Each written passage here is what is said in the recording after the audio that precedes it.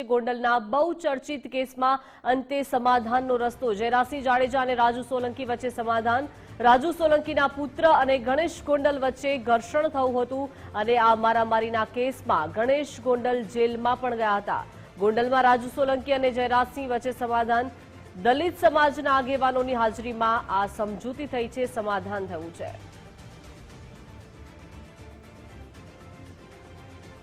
તો ગોંડલનો આ બહુચર્ચિત કેસ કે જેને લઈને હવે અંતે સમાધાન થઈ ગયું છે। મહત્વનું છે કે ગણેશ ગોંડલ આ કેસમાં મારામારીના કેસમાં જેલમાં પણ ગયા છે અને હવે રાજુ સોલંકી જયરાસિંહ વચ્ચે સમાધાન થયું છે। દલિત સમાજના તમામે તમામ આગેવાનોની હાજરીમાં આ સમજૂતી કરવામાં આવી છે। ગોંડલના બહુચર્ચિત કેસ અંતે સમાધાનનો રસ્તો થઈ ગયો છે। અને રાજુ સોલંકીના પરિવાર વચ્ચેની જે ગેરસમજ હતી એ ગેરસમજ અમે સામે બેસીને દૂર કરી છે। મારે આ પ્રકરણમાં વધારે એવું કહેવું છે કે સમગ્ર પ્રકરણ જ્યારે બન્યું ત્યારે સામાન્ય ઉગ્ર બોલાચાલીનો મામલો હતો। આ મામલો વધીને 2 દિવસમાં બનાવ પછી પૂરો થવાનો હતો, પણ રીબડા અનિરુદ્ધે આખા પ્રકરણને ગેરમાર્ગે દોરવા માટે રાજુ સોલંકીને કાંઈ કીધું, સમાધાનનું કાંઈ વાત કરી, આ તે વાત કરી, પૂરેપૂરા સમાજને ગુમરાહ કરવામાં જો મુખ્ય ફાળો કોઈનો હોય તો રીબડા અનિરુદ્ધનો રહ્યો છે। રીબડા ઓફિસ ગોંડલની હતી અને સમાજને આખાને ગેરમાર્ગે દોર્યો છે। આ સમાજના આગેવાનું અને અનુસિંહ બાપુનું કરેલું છે। આ બધું એમાં જયરાજસિંહ જાડેજા અને ગણેશ જાડેજા નિર્દોષ છે અને ખોટા આખા સમાજને ગેરમાર્ગે દોર્યા છે। કાંઈ બોલાઈ ગયું, જય ભીમ, નમો બુદ્ધાય, સમાજ મને માફ કરજો। વધુ વિગત સાથે એસોસિએટ એડિટર ધર્મેશ વેદિયા જોડાઈ ગયા છે। ધર્મેશ, ખૂબ જ ગોંડલનો બહુચર્ચિત કેસ અંતે સમાધાન થઈ ગયું છે, આગેવાનોની હાજરીમાં સમાધાન થયું, પરંતુ અનેક આક્ષેપ પ્રત્યાક્ષેપો થયા હતા અને હવે આ કેસમાં સમાધાન થયું છે। શું કારણો લાગી શકે છે?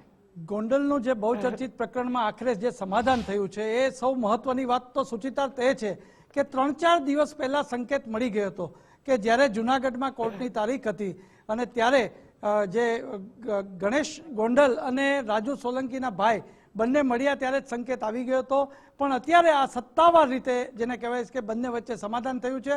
પણ સમાધાનમાં સૌથી મહત્વની વાત એ છે કે વડી રીબડા અનિરુદ્ધસિંહનું નામ પણ આવી ચૂક્યું છે। પૂર્વ ધારાસભ્ય અને ગણેશના પિતા જયરાજસિંહ જાડેજાએ આક્ષેપ કર્યો કે અનિરુદ્ધસિંહે આ બધું જ પ્રકરણ કર્યું હતું અને એ જ રીતે રાજુ સોલંકીએ પણ એ જ કીધું કે ગેરમાર્ગે દોર્યો હતો। ખરેખર જૂનાગઢમાં જે બનાવ બન્યો હતો જે તે સમયે ત્યારે વાહન ટકરાવવાની વાત હતી। એ ટકરાવવાની વાહનની પછી જે કાંઈ હોય એ પોલીસ ફરિયાદ થઈ, એ પછી રાજુ સોલંકીના પરિવાર ઉપર પણ ગુસ્સીટોક સહિત કાર્યવાહી થઈ, પણ અત્યારે જે સમાધાન થયું છે એ સમાધાન બંને વચ્ચે તો થયું છે, ફરી રીબડાનું નામ આવ્યું છે। એટલે ગોંડલમાં જેને કહી શકાય કે બંને બાહુબલી નેતા જેને કહી શકાય કે જયરાજસિંહ જાડેજા હોય કે અનિરુદ્ધસિંહ જાડેજા એક પ્રકરણ સંવાદના નામ નથી લેતા। એક વાત નક્કી છે કે જૂનાગઢમાં બનેલા જે ટકરાવના જે બનાવની રાજુ સોલંકી પણ અનુસૂચિત જનજાતિના પ્રમુખ હતા અને એમના પરિવાર સાથે આ થયું હતું, એટલે ત્યારે સમાજની પણ મોટી મિટિંગો મળી હતી, ગોંડલ સુધી શક્તિ પ્રદર્શન થયા હતા, પણ આખરે સમાધાનનો માર્ગ આવ્યો છે। સમાધાનના માર્ગ પાછળ જે કંઈ હોય, પરંતુ અત્યારે આક્ષેપ પ્રત્યાક્ષેપો પૂરા થયા છે અને જયરાજસિંહ જાડેજાએ કહ્યું છે કે આ તમામ અનિરુદ્ધસિંહે કર્યું હોય એવું લાગી રહ્યું છે અને જાહેરમાં કીધું છે, પ્રેસ કોન્ફરન્સમાં કીધું છે। એ જ રીતે રાજુ સોલંકીએ પણ સમગ્ર આખી વાત ગેરમાર્ગે દોર્યા અને અનિરુદ્ધસિંહ બાપુનું નામ લેવામાં આવ્યું છે। હવે એ વાત નક્કી થઈ છે કે ગણેશ ગોંડલ પોતાની સહકારી પદથી રાજકીય પદ ઉપર જતા જતા કોઈ અડચણો આવતી હોય એ દૂર થતી હોય એનું આ પહેલું પરિણામ હોય એવું જોવા મળી રહ્યું છે। જી ધર્મેશ, આભાર વિગત સાથે જોડાયા તે બદલ।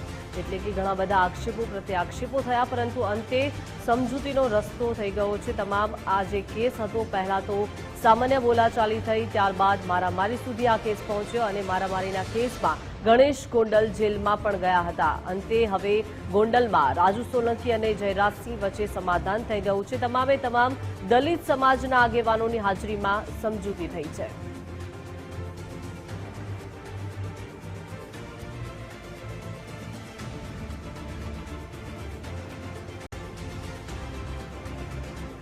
તો ગોંડલના આ બહુચર્ચિત કેસ કે જેને હવે સમાધાનનો રસ્તો પકડી લીધો છે, સમજૂતી થઈ ગઈ છે. જયરાજસિંહ જાડેજા અને રાજુ સોલંકી વચ્ચે સમજૂતી થઈ છે, સમાધાન થયું છે. હાથ મિલાવી ગળે પણ તેઓ મળતા આ દ્રશ્યોમાં દેખાઈ રહ્યા છે. રાજુ સોલંકીના પુત્ર અને ગણેશ ગોંડલ વચ્ચે ઘર્ષણ થયું હતું અને તમામ આ કેસમાં ગણેશ ગોંડલ જેલમાં પણ ગયા હતા.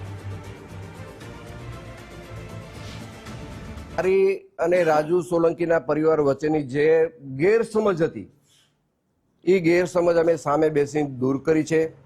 મારે આ પ્રકરણમાં વધારે એવું કહેવું છે કે સમગ્ર પ્રકરણ જ્યારે બન્યું ત્યારે સામાન્ય ઉગ્ર બોલાચાલીનો મામલો હતો.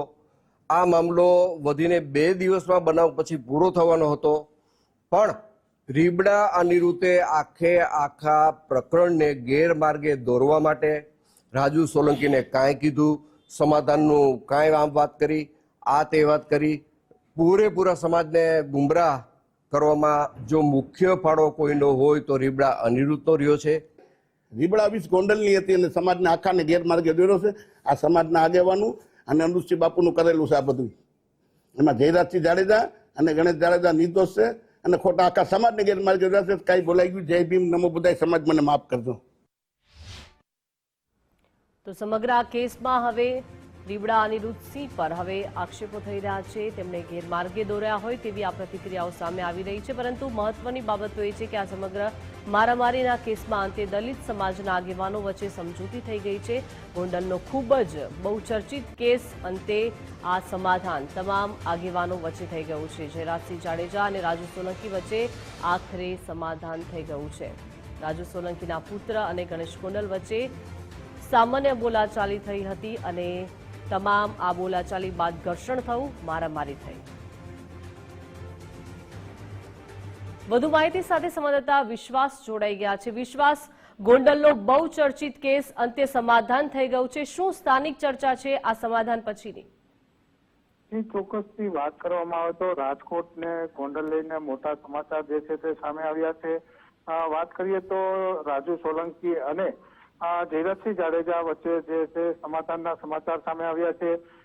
જુનાગઢમાં રાજુ સોલંકીના પુત્ર અને જયરાજસિંહ જાડેજાના પુત્ર ગણેશ જાડેજા વચ્ચે આશરે 2 વર્ષ પહેલા જે બબાલ થઈ હતી ને ત્યારબાદ વિવાદ સર્જાયો હતો. આ મારામારી અને અપહરણના કેસમાં ગણેશ જાડેજા આશરે 4 થી 5 મહિના જેલવાસ પણ ગયા હતા. ત્યારે આજરોજ ગોંડલ ધારાસભ્યના નિવાસ સ્થાન પર રાજુ સોલંકી અને જયરાજસિંહ જાડેજા વચ્ચે સમાધાન થયું છે અને આ સમાધાન દરમિયાન મોટી સંખ્યામાં દલિત સમાજના આગેવાનોની પણ હાજરી વચ્ચે આ સમાધાન જે છે તે પણ સુખદ અંત આવ્યો છે. જી વિશ્વાસ, આભાર વિગત સાથે જોડાયા તે બદલ.